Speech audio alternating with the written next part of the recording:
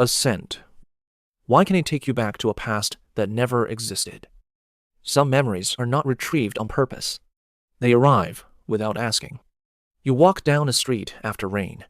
The air carries wet concrete, soil, and exhaust. For a second, you are no longer on that street. You are back in some old evening. Maybe after school. Maybe in the hallway of a grandparent's building. Maybe in a neighborhood that no longer exists. You cannot say exactly what was there. There is no complete story. No clear face. No sentence you could repeat accurately. But you know that some part of you once belonged there. And then you begin to miss it. The strangest part is that you may not be missing an afternoon that ever existed. At least, not the afternoon you feel now. You may be missing an atmosphere, a temperature, a color of light, a kind of life that disappeared. Before you understood it could disappear, it was already gone. How can a scent take you back to a past that never existed? We often imagine memory as an archive. Something happened. Your brain stored it. Later, you open the file and take it out again. But memories awakened by scent rarely feel like files. They feel more like a room that has been closed for years. The door opens, and the first thing you notice is not information. It is temperature. The scent of an old wooden wardrobe may not immediately give you a date, a street, or a name. It may give you a smaller, earlier feeling instead. You once thought the world was enormous. You did not yet know that a person could leave. You did not yet know that a familiar place could become unreachable. Psychologists sometimes call this the Proust phenomenon. The name comes from Marcel Proust's story of a taste and scent that unexpectedly opened a childhood world. Today, the phrase is used for a more ordinary experience.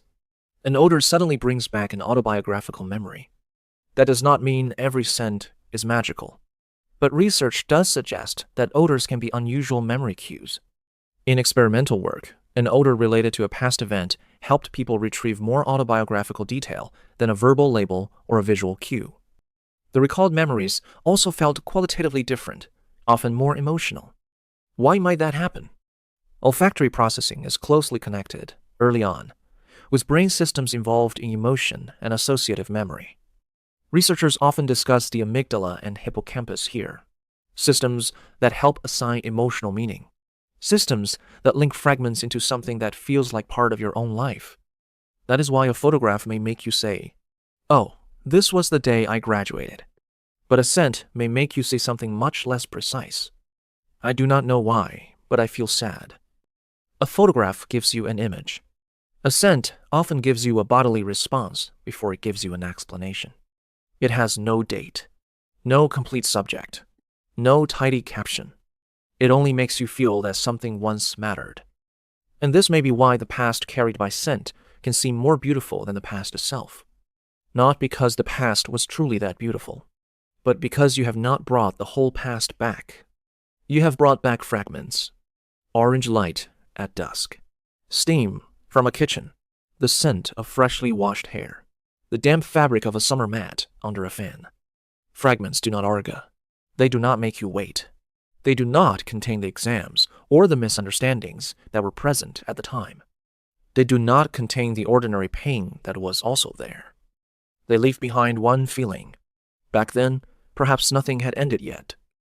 So we think we want to return to the past. But often, we are not trying to return to a particular year.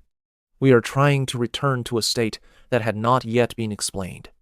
At that time, you did not know that life would speed up. You did not know that someone would leave. You did not know that the familiar street would be demolished. You did not know that, one day, even your own voice would sound different from before. You may not miss the old house itself. You may miss the person who lived inside it.